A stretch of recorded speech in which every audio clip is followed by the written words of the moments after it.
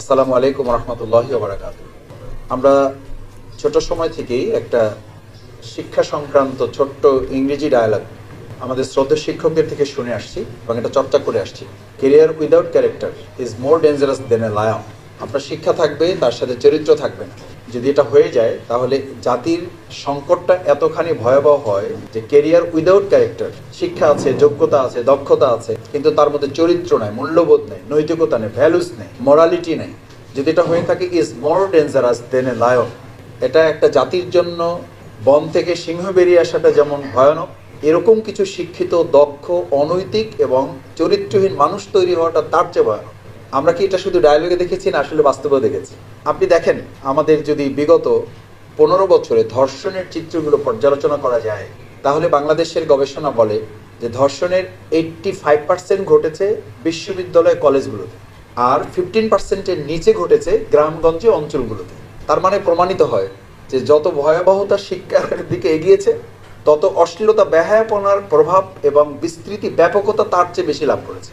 জাহাঙ্গীরনগর বিশ্ববিদ্যালয়তে একজন সেঞ্চুরি করে মিষ্টি বিতরণ করে ফেলল এবং তার ধারাবাহিকতায় তার অনুসারীরা, আমাদের অভিভাবক যখন তার সন্তানদেরকে দেখতে গিয়েছে যে তার সন্তান কোন বিশ্ববিদ্যালয়ে পড়ে এবং সেই বিশ্ববিদ্যালয়ের পরিবেশ পরিস্থিতিটা কেমন, এটা দেখতে গিয়ে সেই ধর্ষণের সেঞ্চুরিওয়ালাদের অনুসারীদের মুখে পড়ে ওই পরিবারটাও ইজ্জত নিয়ে ফিরতে পারলো না। ওই পরিবারটাকে বেঁধে তারপরে তাদের শ্লীলতাহানি করে বিশ্ববিদ্যালয় থেকে বের হয়ে আসতে হলো। আমাদেরকে এই বাংলাদেশের শিক্ষা কারিকুলামের যারা জনক, এই আওয়ামী লীগ যে বিতর্কিত শিক্ষা কারিকুলাম দিয়েছে, আমি শাহেদ মতিউর রহমান ভাইকে সাংবাদিক, খ্যাতিমান সাংবাদিক, এবং এই প্রজন্মের তারা প্রতিনিধিত্ব করছেন ঢাকা সাংবাদিক ইউনিয়ন, ইরাব, পিআরএফ, এখানকার তিনি স্থায়ী সদস্য।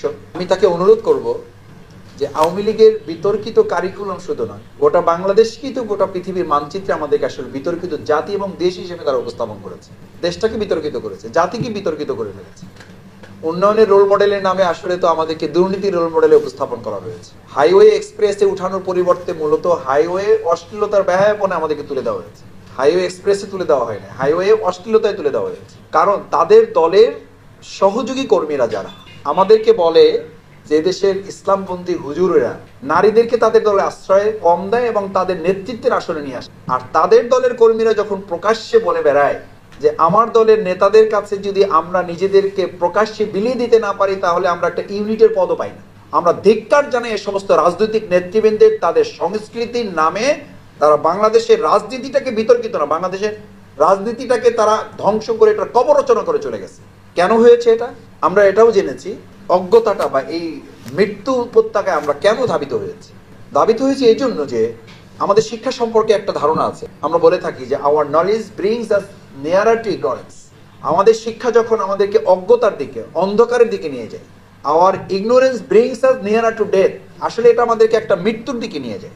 আমাদের বিতর্কিত কারিকুলাম না, আমাদের এমন একটা কারিকুলাম দেওয়া হয়েছে, একটা সভ্যতাহীন কারিকুলাম, একটা অসভ্য কারিকুলাম, একটা অশ্লীল কারিকুলাম, একটা মানব জাতি এবং জাতি বিধ্বংসী কারিকুলাম দেওয়া হয়েছে। কেন দেওয়া হয়েছে?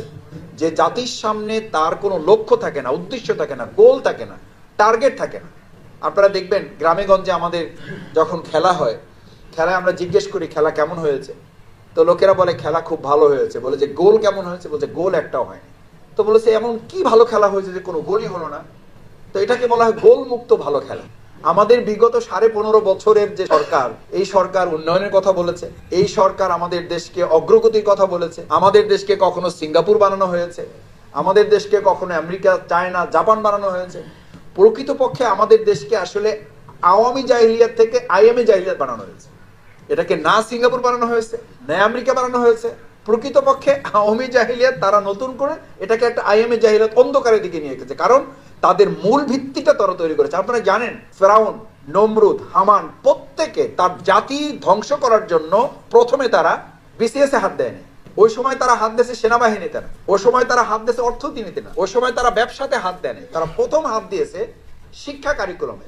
এই জন্য আল্লাহ তাআলা তো মানুষের এই সেন্টিমেন্টটা তো বুঝেন, সে কারণে কোরআন নাজিল করে মানুষকে এটা বলে নাই নামাজ পড়া শুরু কর, কোরআন নাজিল করে এটা বলে নাই যে তোমরা এখন থেকে রোজা রাখা শুরু করো, কোরআন নাজিল করে এটা বলে নাই আগে যুদ্ধ শুরু করে দাও, মারামারি লড়াই শুরু করো, আওয়ামী জাহিলিয়াতকে তারাও আগে, এটা বলা হয় নাই। কোরআন নাজিল করে যত আয়াত নাজিল হয়েছে, যত সূরা নাজিল হয়েছে, সর্বপ্রথম লেসন হচ্ছে বিসমিল্লাহির রহমানির রহিম, ইকরা।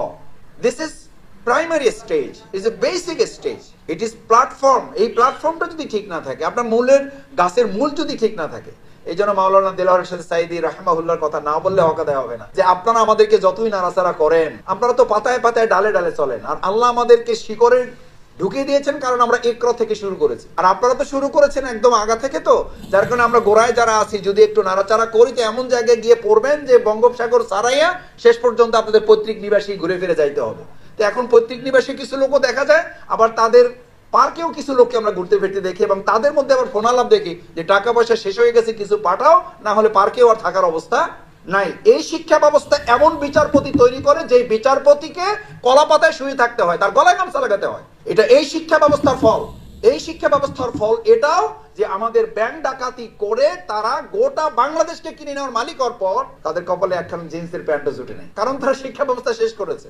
তারা ডিজিটাল নৌকাও পায় নাই, জেলেদের নৌকায় উঠেছে। এটা তাদের শিক্ষা ব্যবস্থার ফল। আমি এই প্রেস ক্লাবে, এই দুর্যোগের মধ্যে, এই ক্রান্তিকালে যখন উপস্থিত হলে আমাদেরকে শুধু ধরে নিয়ে যাবেন, আমাদেরকে গুম করে ফেলা হবে, আমাদেরকে আয়না করে ঢুকানো হবে, আমি সেই সময় বলেছি, এই আওয়ামী লীগকে স্মরণ করে বলেছি যে প্রিয় আওয়ামী লীগ, আওয়ামী লীগের বিতর্কিত শিক্ষা কারিকুলাম নিয়ে শাহেদ ভাই লিখেছেন, তো এই জন্য এই প্রসঙ্গে না বললে হকাদায় হবে না। আমি প্রেস ক্লাবে তখন বলেছি, যখন আমাদের বের হওয়ার আগে পরে, ঢোকার আগে পরে দেখে শুনে উপরে ডানে বামে দূরবীন দিয়ে দেখে নিত যে লোক যত বেশি তার চেয়ে প্রশাসনের লোক বেশি, মানে আপনাদের উপস্থিতি যত থাকতো তার চেয়ে ডানে বামে প্রশাসনের লোক, গোয়েন্দা সংস্থার লোক বেশি থাকতো। আমাদের ঢোকার আগে একবার চিন্তা করে ঢুকতে হইতো যে ঢুকলাম আর বের হইতে পারবো না, আবার বের হয়ে মনে করতাম বাড়ি যেতে পারবো। সেই পরিস্থিতি আমি বলেছিলাম, এই আওয়ামী লীগ যে শিক্ষানীতি প্রণয়ন করেছে, এর সর্বপ্রথম ফলটা তাকেই ভোগ করতে হবে। এটা নিয়ম, এটা পৃথিবীর বিধান, যে যে যা করে তার গর্তে প্রথম তাকে পড়তে হয়। আওয়ামী লীগ তা বলে, এবং এর ফল তাকে আরো দীর্ঘমেয়াদে ভোগ করতে হবে, কারণ যে জেনারেশন তারা তৈরি করে গেছে, ওই জেনারেশন শেষ না হওয়া পর্যন্ত তারা বাংলাদেশে আর মানুষের সামনে দাঁড়াতে পারবে না ইনশাআল্লাহ। কেন পারবে না? পারবে না এই জন্য, ওই যে বলেছিলাম, our knowledge brings us nearer to ignorance। যে শিক্ষা নীতিমালা তারা করে গেছে, এটা তো শিক্ষা নীতিমালা না, এটা হলো মৃত্যুর নীতিমালা। আমাদের অন্ধকারের দিকে তারা ধাবিত করেছে। our ignorance brings us nearer to death। এটা আমাদেরকে এমন মৃত্যুর দিকে ধাবিত করেছে যে শুধুমাত্র মানুষ শেয়ার বাজার কেলেঙ্কারি করে নাই, তারা ব্যাংক ডাকাতি করে নাই, শুধু তারা তাদের শিক্ষা নীতিমালায় দিয়েছে, যদি তাদের দলের একজন ইউনিট সভাপতিও হয়, ওয়ার্ড সভাপতিও হয়, তাহলে সে শুধু টাকার মালিক হবে না, সে একটা ব্যাংকের মালিক হবে। আমাদের এখন পর্যন্ত ব্যাংকাররা বলেন যে ভাই টাকা আসলে ব্যাংকে না, টাকা হলো এখনো মানুষের বাড়িতে বাড়িতে এক একটা ব্যাংক করে রেখেছে আমাদের তৎকালীন সেই সমস্ত প্রধানমন্ত্রী, যারা ভোট দরকার ছিল না, তারা তাদের দলের এক একজন কর্মীর এক একটা বাড়িকে ব্যাংকে নিয়ে রাখে। এখনো দেখেন, আপনি যত লোক উদ্ধার হয়, তাদের কর্মী গ্রেপ্তার হয়, গ্রেপ্তারের পাশাপাশি তাদের বাড়ি ঘর থেকে টাকার এক একটা বস্তা, টাকার একটা ব্যাংক, টাকার একটা ট্যাঙ্ক তাদের কাছ থেকে উদ্ধার করা। আমি এই কথা বলছি এই কারণে যে আপনি হয়তো বলবেন শিক্ষার সাথে এটা সম্পৃক্ত। শিক্ষার সাথে বাংলাদেশের প্রত্যেকটা সংস্কারের সম্পর্ক। আমি বলবো, এই বর্তমান সরকারকে যদি রাষ্ট্র সংস্কার করতে হয়, নির্বাচন সংস্কার করতে হয়, প্রশাসন সংস্কার করতে হয়, সকলের আগে সর্বপ্রথম হাত দিতে হবে শিক্ষা সংস্কারে। শিক্ষা সংস্কার ছাড়া একটা সংস্কার সফলভাবে সার্থক হতে পারে না। সেই শিক্ষা সংস্কারের আজকের এই মোড়কোন্মোচন অনুষ্ঠান আমার কাছে অত্যন্ত গুরুত্বপূর্ণ, এবং বইটা আমার কাছে অত্যন্ত চমৎকার মনে হয়েছে। আমি যতটুকু দেখার সুযোগ পেয়েছি, অত্যন্ত কম কথায় মৌলিক ত্রুটিগুলো চিহ্নিত করা হয়েছে এবং একটা সমাধানের রাস্তা দেওয়া হয়েছে। এখন আমি তিনটা কথা ছোট ছোট বলে আমার বক্তব্য ইতি টানতে চাই। সম্মানিত অতিথিবৃন্দ আছেন, নাম্বার 1 হচ্ছে সলিউশনটা কি, এই রাস্তা থেকে সমাধানটা কি। আমাদের একজন অতিথি বলেছেন এটা সংস্কার করতে হবে, আর একজন বলেছেন এটাকে সমূল্যে মূলোৎপাটন করতে হবে। আমি একটা উদাহরণ আপনাদের বলি। আপনারা এখানে, আমরা বাংলাদেশ তো কৃষি ফ্যামিলির দেশ, কৃষি পরিবারের দেশ, কৃষি প্রধান দেশ। একটু চিত্রটা ভাসান যে একটা জমি, একটা ক্ষেত, বাংলাদেশ থেকে একটা ক্ষেত ভাবেন, একটা জমি ভাবেন, এটা ল্যান্ড ভাবেন। আচ্ছা, ল্যান্ড যখন ভাবছেন আপনি, এখানে ফসল ভাবেন। এই ফসল ভাবনায় যারা বলেন যে কিছু সংস্কার করে আপাতত আগাইতে হবে, আমি আপনাকে প্রস্তাব দিচ্ছি, ঠিক আছে, আপনার এই প্রস্তাব চমৎকার, যারা এই প্রস্তাব দেন অত্যন্ত কৌশলে, আমি আপনাকে সাধুবাদ, সম্মান, মর্যাদা রেখে বলছি, এই কৃষি পরিবারের একজন কৃষি প্রধান পরিবারের দেশের নাগরিক হিসেবে আপনি কল্পনা করেন যে ওই কৃষি খেতে আপনি গিয়ে ফসল বুনেছেন, সাথে কিছু আগাছা উঠছে, আপনি গিয়ে বললেন আগাছা তো আমি লাগাই নাই, সে তার নিজ দায়িত্ব মতো উঠছে। আর আমি সহ অবস্থানে বিশ্বাসী, কৃষি বিশ্বাসী, সহ অবস্থানে বিশ্বাসী। আমি কারো উপরে ভাই আঘাত করা পছন্দ করি না, এই সমস্ত ঝামেলার মধ্যে আমি নাই। আমার ফসলও থাকুক, আমার আগাছাও থাকুক। আপনি এই অবস্থানে যদি বিশ্বাস করেন আমি এই সমস্ত সুশীল, সম্মানিত, শ্রদ্ধাবান, বিশিষ্ট শিক্ষাবিদ এবং একই সাথে কৃষি পরিবারের একজন সন্তান হিসেবে আপনার বিবেকের কাছে কোশ্চেন রাখতে চাই, এই কৃষি খেতে আপনি 3 মাস পরে গিয়ে সুবহানাল্লাহ, আলহামদুলিল্লাহ, আস্তাগফিরুল্লাহ, তারপরে আল্লাহর প্রতি রহম ভরসা, চোখের পানি, জায়নামাজ ভিজাইয়া তাহাজ্জুদ পড়ার পরে 3 মাস পরে আপনি ওই খেতে গিয়ে কি কল্পনা করবেন? আপনাকে অবশ্যই মানতে হবে এই প্রকৃতির নিয়ম, আল্লাহর বিধান আপনাকে শিখাচ্ছে যে আপনি এই ফসল এবং আগাছার যে বন্ধন, যে বাইন্ডিং বা বন্ডিংটা আপনি চিন্তা করেছেন যে সহাবস্থান করবেন, যে একটু মিল্লা জিল্লা থাকি আমরা ভাই। কেউ কেউ আমাদেরকে বলেন যে ভাই হুজুররা আপনারা বেশি এক্সট্রিম হয়েন, একটু মিল্লা জিল্লা থাকেন। এই মিল্লা জিল্লা আপনি জমিতেও থাকেন, আপনার জমির ফসলের সাথে আগাছাও রাখেন না। দেখি কতটা মিল্লা জিল্লা আপনি থাকতে পারেন, দেখি কতটা ফসল আপনি ওখান থেকে নিয়ে আসতে পারেন, নিয়ে আসেন। 3 মাস পরে ওখানে গিয়ে দেখবেন বেসিক্যালি আপনার ফসলের কোনো খবর নাই, পুরা ক্ষেত দখল করে আছে কে? কেন ভাই? কেন আপনি এই প্রকৃতির চিত্র আপনার সামনে ভাসানো হলো? আপনি কেন এখানে আত্মসমর্পণ করলেন? কেন আপনার সামনে চিত্র ফুটিয়ে তোলা হলো যে আপনি ফসলের পরিবর্তে আসলে ওখানে আগাছাই পাবেন? কারণ একই জায়গায় রাত এবং অন্ধকারে এখানে এসিও চলবে। আবার আপনি মনে মনে কল্পনা করবেন কেন ঠান্ডা লাগতেছে, এখন তো একটু গরম গরম ভাব হওয়া উচিত। এখানে লাইটও চলবে, আবার আপনি কল্পনা করবেন কেন আলো দেখা যাচ্ছে, এখন তো একটু অন্ধকার অন্ধকার থাকলেই বরং ভালো হইতো, চাইনিজ লাগতো। তাহলে লাইট জ্বালালেন কেন? লাইটই যদি জ্বালাবেন তাহলে চাইনিজ কল্পনা করবেন কেন? চাইনিজ কল্পনা করতে তো আপত্তি নাই, এটা তো ভালো জিনিস, কিন্তু ওখানে তো কেউ বই পড়ে না। চাইনিজ রেস্টুরেন্টে গিয়ে কেউ বই পড়ে না, ওখানে খাওয়া দাওয়ার জন্য যায়, ওটার জন্য ওটা উপযুক্ত।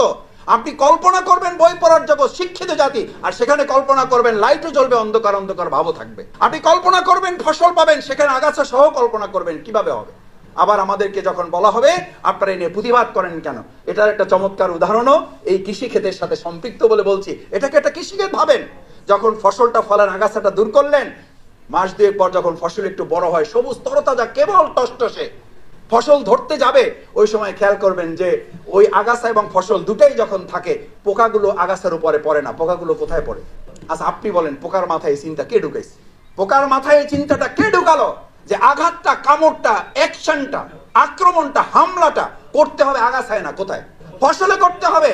আপনার রাখাল হিসাবে, কৃষক হিসাবে, এই সমাজ, দেশ এবং রাষ্ট্রের দায়িত্ব হিসাবে এটা আপনার কাজ, আপনার এটা রেসপন্সিবিলিটি।